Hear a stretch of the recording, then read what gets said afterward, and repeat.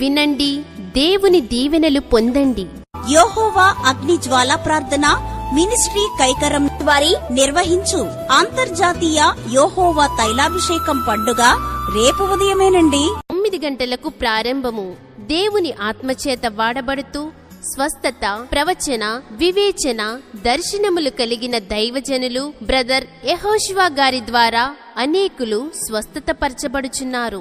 అప్పుల నుండి విడుదల పొందుకుంటున్నారు. గర్భఫలం లేని వారికి అభిషేకించిన పండు దైవజనుల చేతుల మీదుగా ఇవ్వబడుతుండగా వందలాది మంది దేవుడు బిడ్డలను ఇస్తున్నారు.